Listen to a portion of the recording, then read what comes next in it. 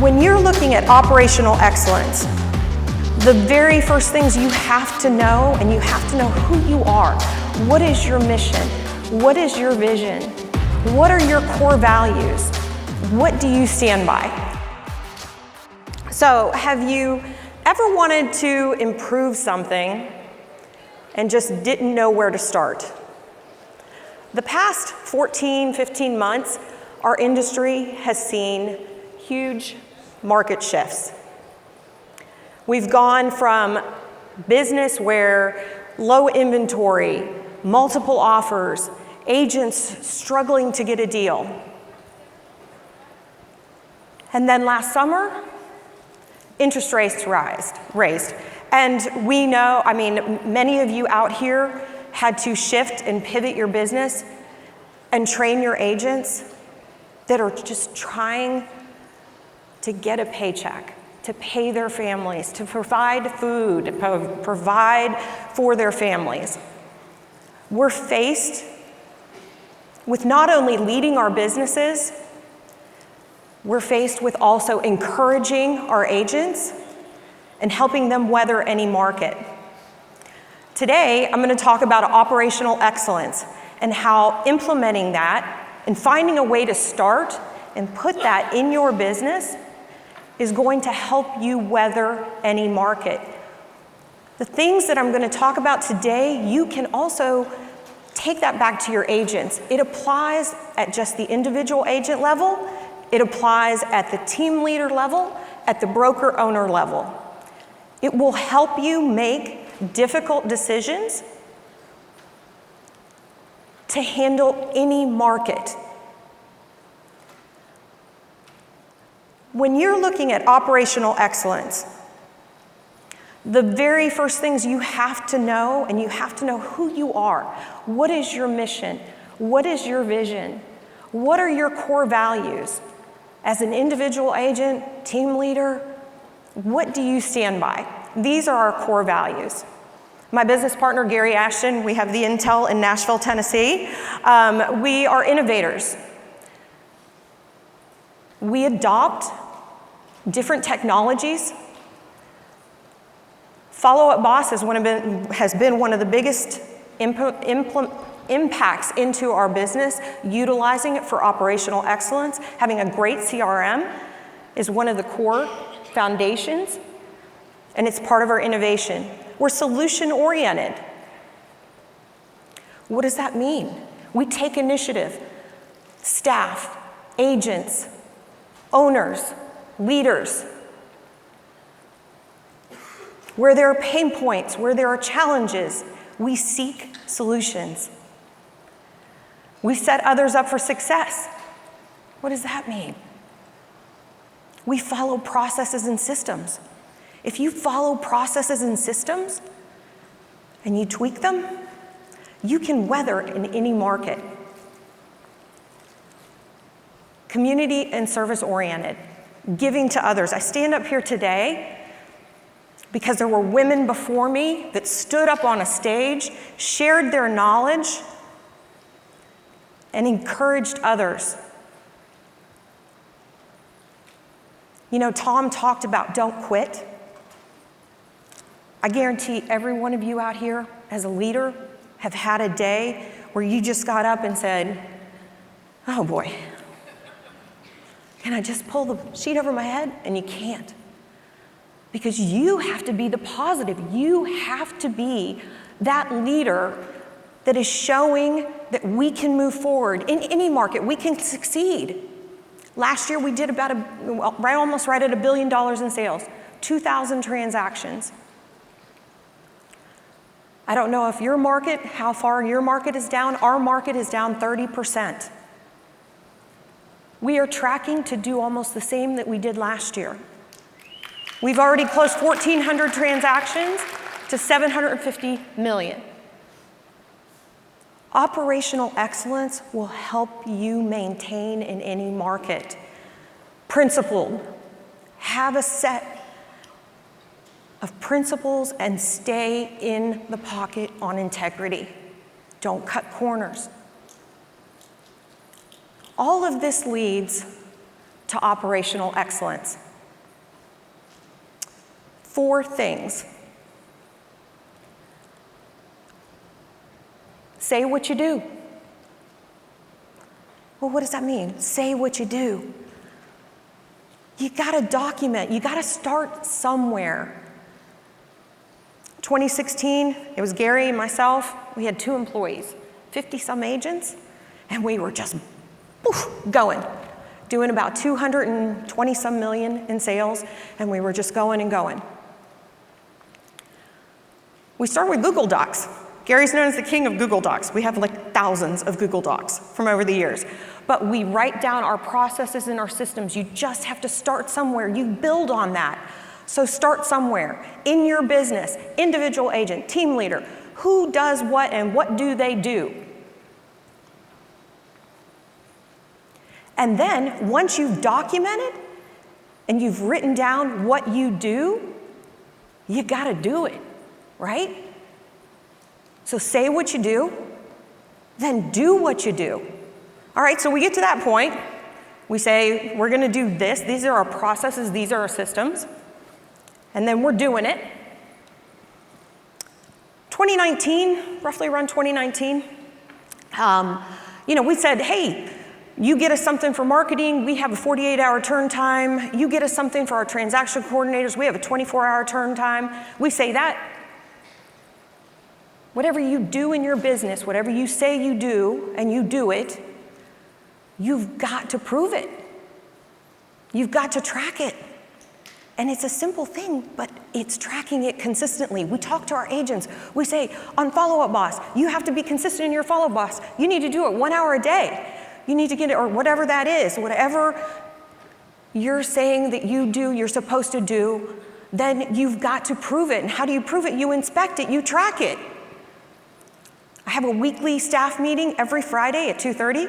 I know a lot of people say I'm crazy because some are like ready to go, other team leaders that I've talked to. But for me, by the end of the week, we have everything from the past week, and nobody has another meeting scheduled. Nobody has meetings scheduled at Friday at 2:30, except us. But we inspect what we're doing.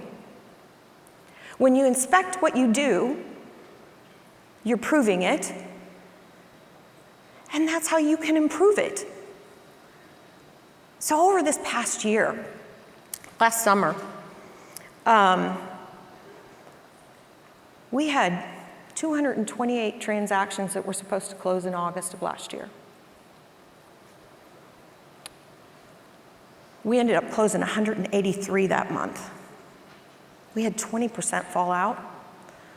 Agents were miserable. Staff, we're all seeing it. We're seeing it happen. Buyers are sitting on the fence. Goodness, we're in the trenches. They can't make a decision. Oh my God, they'll go look at the same house 5 times. And then another house, and then they'll come back to this house, and they can't make decisions because the rates, they don't know what they're doing. So as staff and as our agents, we have to educate. We have to find ways to improve the process because people are still going to buy and sell homes. They need to buy and sell homes. Systems, processes, data, and accountability. We've talked about accountability. It's the highest form of love.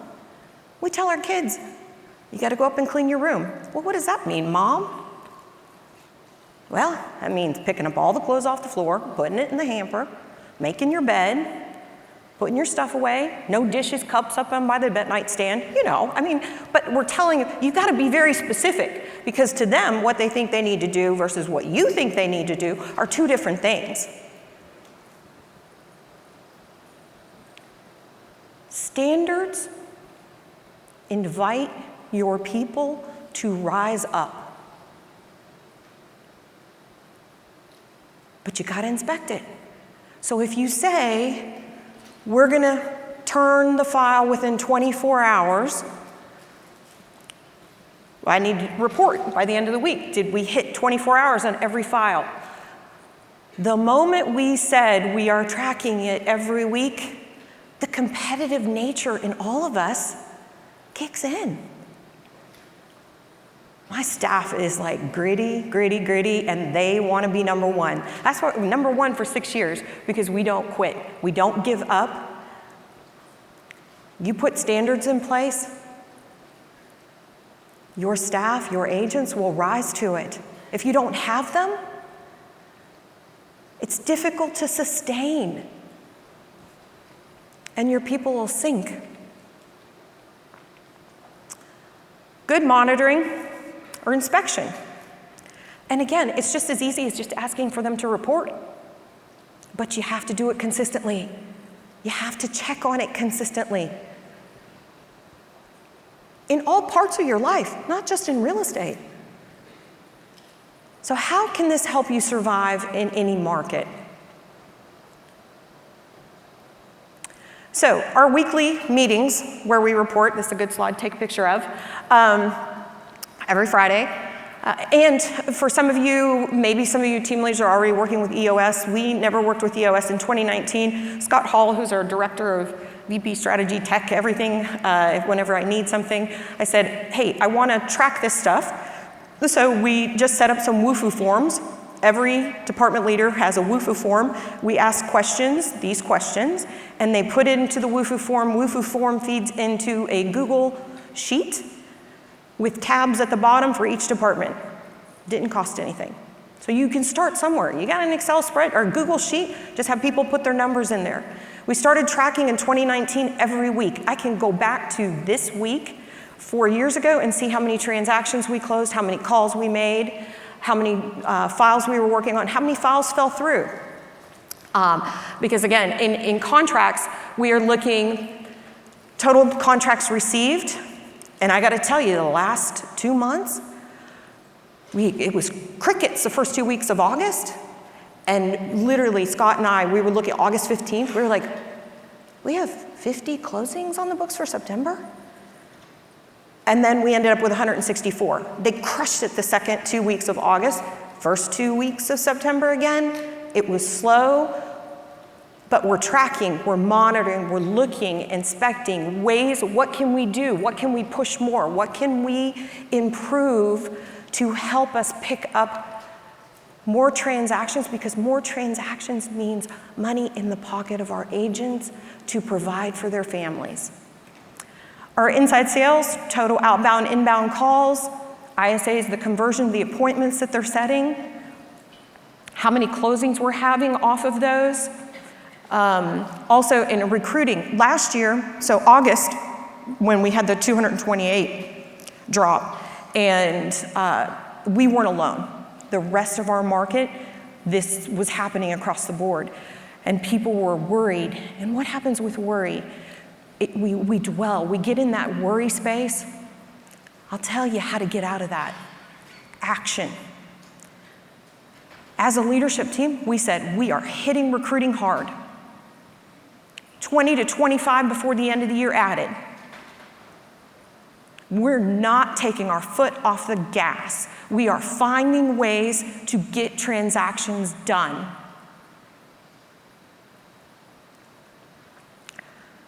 We also, with our agents, not only do we do it at the leadership level, we are doing it at the agent level. We get this data out of Follow Up Boss. You can pull your reports and how many conversations each agent has had.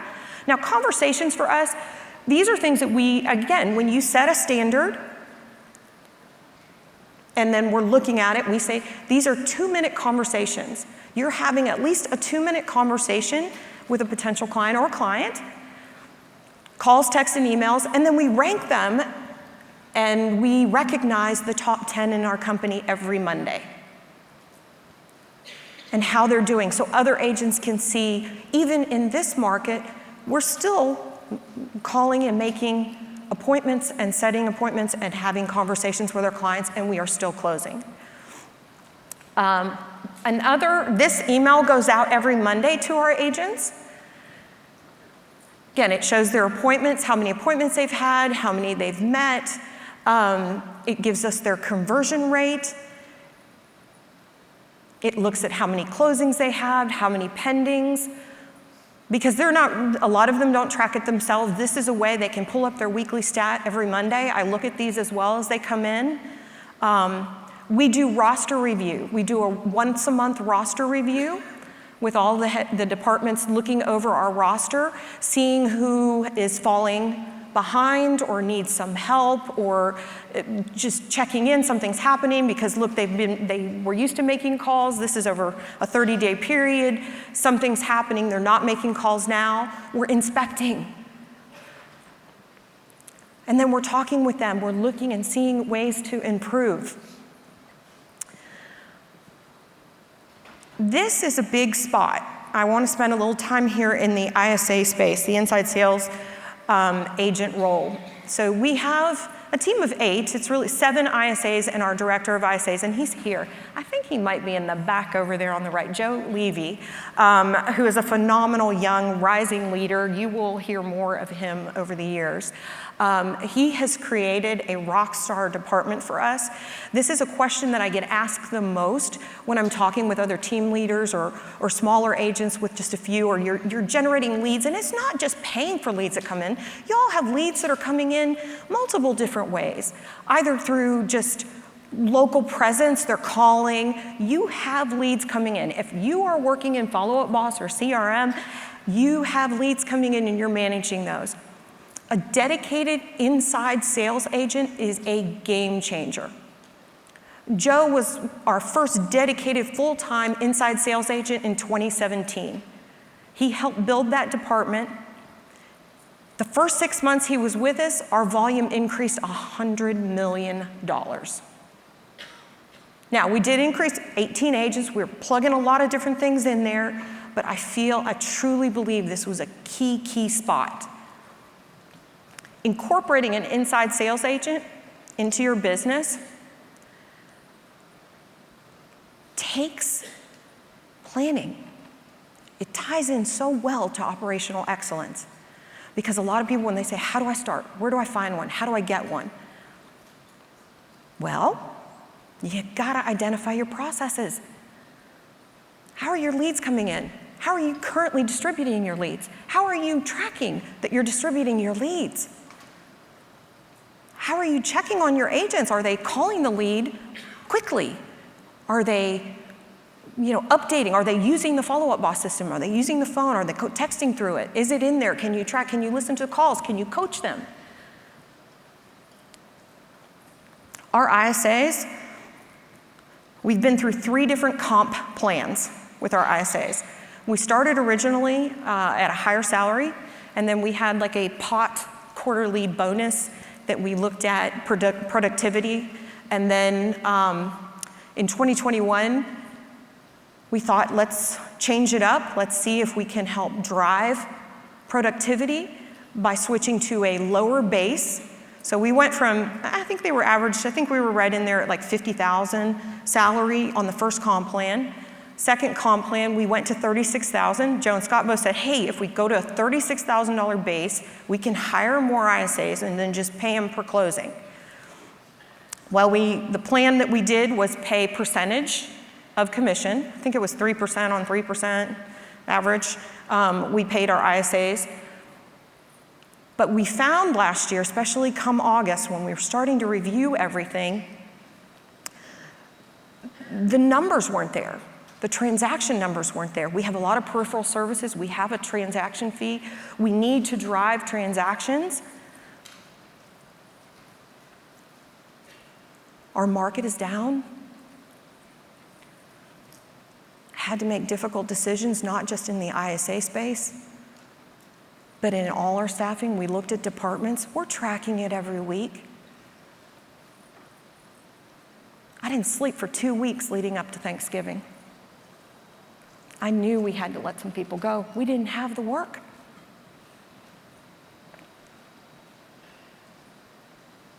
And I struggled with that.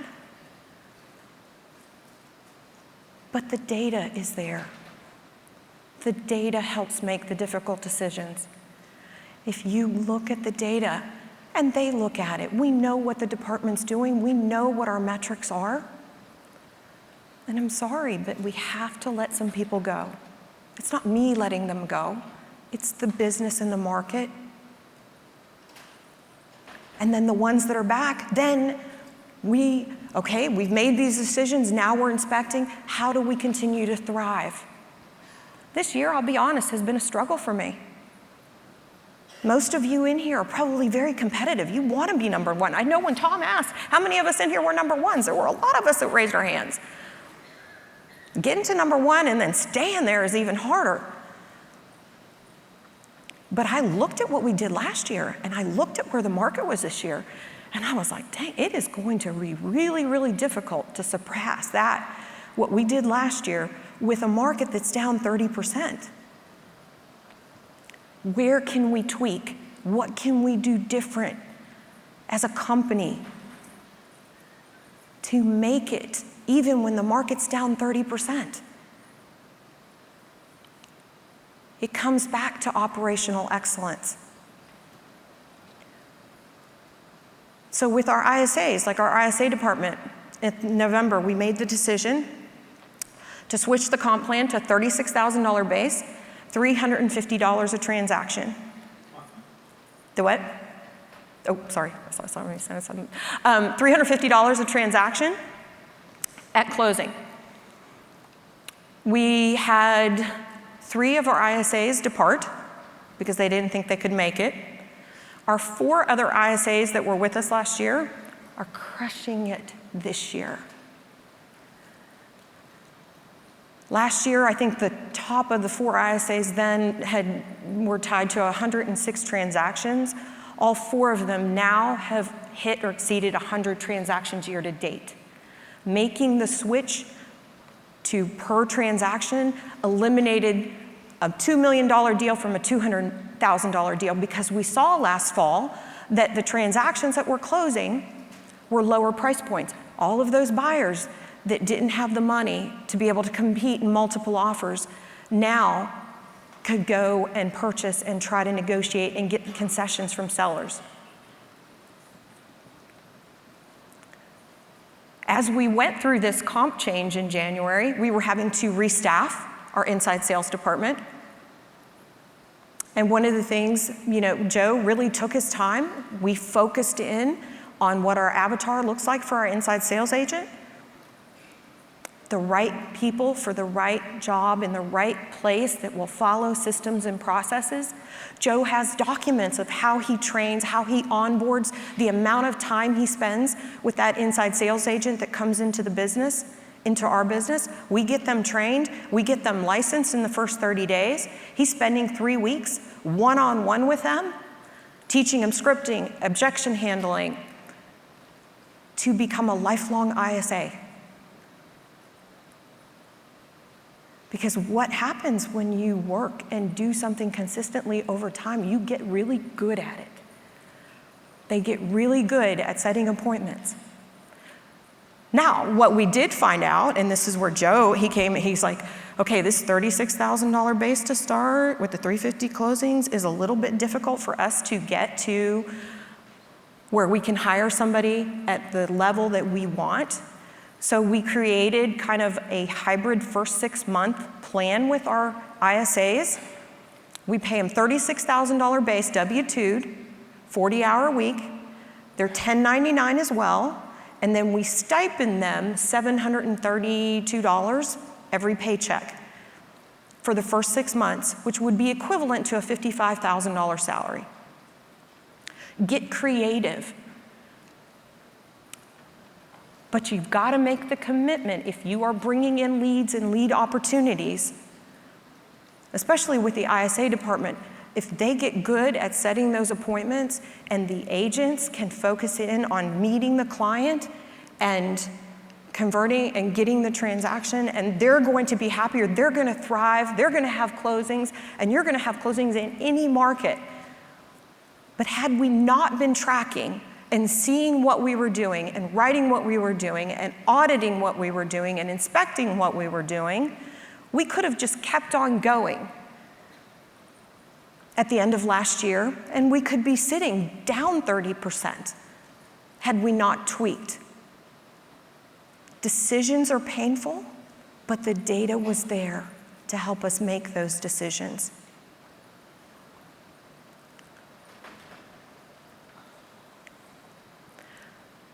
Committing to excellence. Tom talked about it earlier, the resiliency, the grit, the don't quit. It takes that in every market to succeed.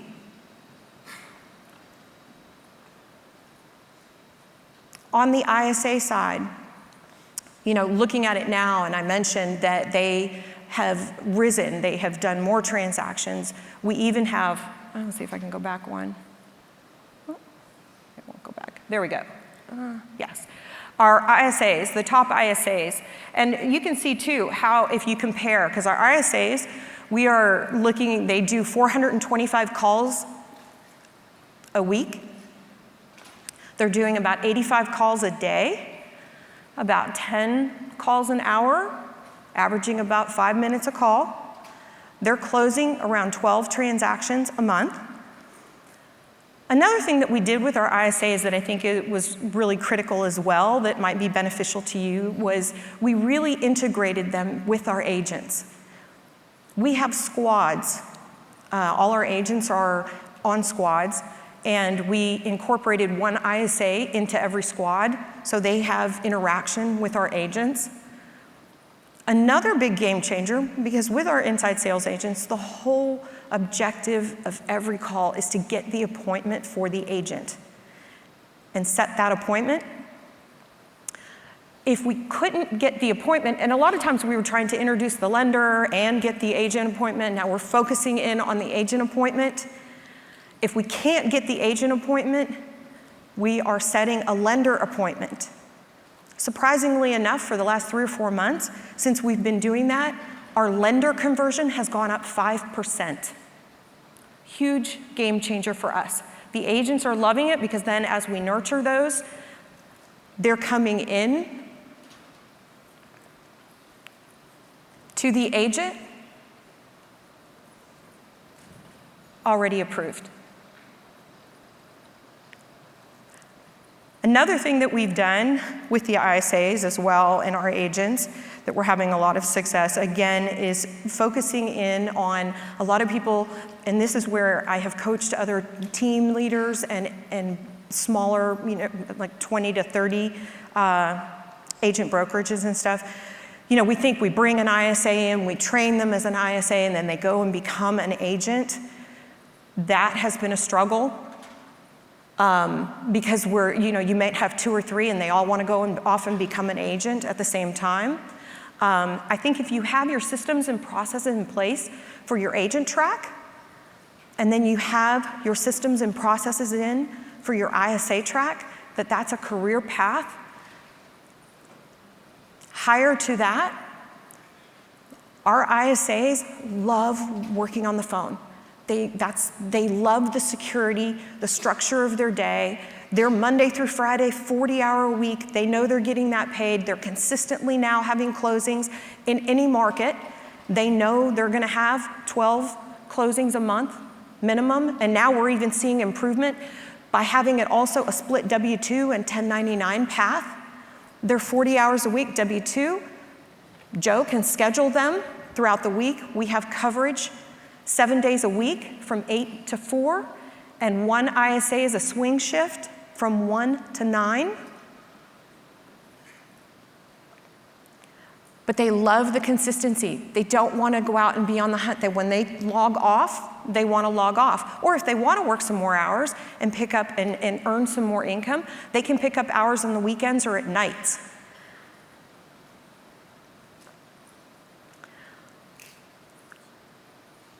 But going back to operational excellence, you have to, if these are your 4, write these down, these are your 4 key takeaways. Say what you do what you say,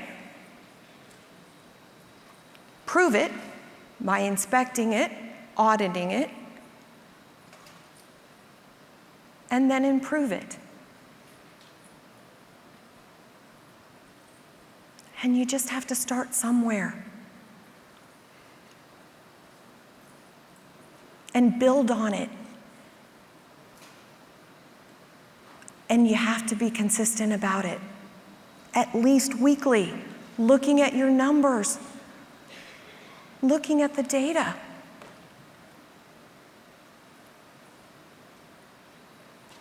The data will help you make decisions in any market.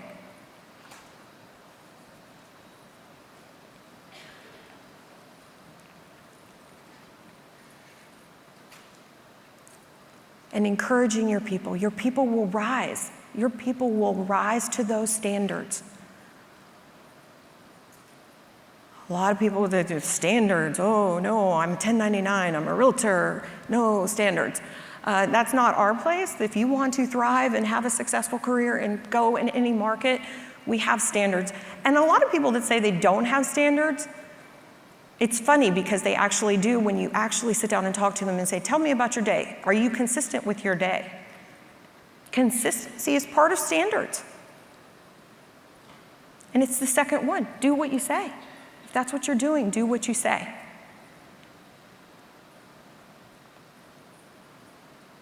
Finding ways to thrive and beat the market. And being positive and staying positive for your people. And this is even at the agent level. Action, keeping them moving and doing action,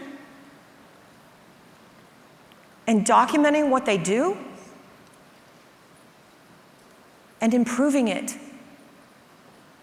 And that's what we're here for. If we're a team leader, if you're a team leader or an owner, that's the first thing. When an agent comes to me and, maybe they did 300,000 last year to date, they're at 200,000, they're a little down, they're struggling because it's just, the buyers aren't moving, there's no showings, we're stuck. How do we move? You get back, and you're gonna hear it throughout the next 2 days. It's back to basics and looking at your systems and processes and how you can make them better. But you've got to be tracking them. We look at leads to call every day. An agent, that's the first thing I do.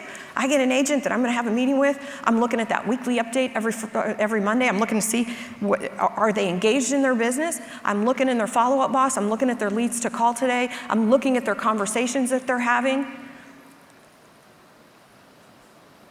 And I do love follow-up boss. It's hard not to get up here and really, because there's things that it does with listening to calls. And even as a broker owner now, if I'm calling someone and I have a client, like there's a situation with anything and I have to call, I'm using the follow-up boss number because it's recorded and you can go back and you can listen. I'm training 2 other assistant managing brokers under me right now. And there's so many different applications that you can use with it. But I'm seeing what consistency the agent has when I'm meeting with them and I'm looking. And then recognizing your agents. This is where we recognize them. If in this market that they are succeeding, shout outs. We do these internally. The top 3 ISAs, that goes out every Tuesday. The top 10 agents goes out every Monday. I also want to mention Bailey Davidson. She set 23 appointments last week. She got licensed. And Joe would have, I think she ended up getting licensed the first week of August. And he spent 3 weeks with her going over all of the scripting, all of the things that we do, all of this, all of our, every acronym. Did y'all know we have like 100 acronyms? And you have to, yes, it's funny because I didn't realize it and I looked at the sheet, but that's a training piece. What are the CRMs? What is, YLOPO, and then you got FUB, or follow-up boss, and all of the acronyms, and then how to place the call, how to talk to it, how to get the appointment. The time and the dedication that he has spent with her and the desire that she wants to exceed in this role, and she wanted to make top 3. And she did 23. I was so excited. I texted her. I was like, you go. This is awesome. It's the little wins, even when the market sucks. Because the data, while it helps make difficult decisions, it also recognizes, and it's a great tool for motivation to highlight and showcase. Okay, well, I think I want to thank you guys for coming. I think the next couple days is going to be a learning experience for all of us. And again, those 4 things. Say what you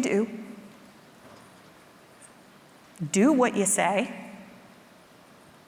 prove it, inspect it, consistently, and then improve it. And it's not easy, and it's never ending.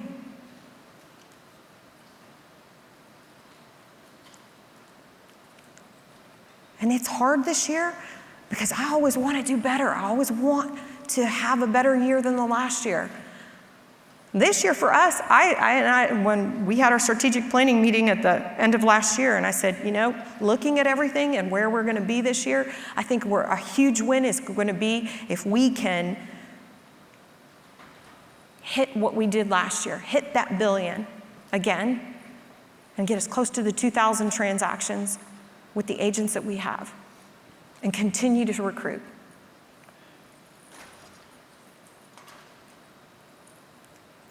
So assess your business where you are. Do it regularly. Thank you so much, and I hope you got something out of it today. And I think, Ricardo, you want to say?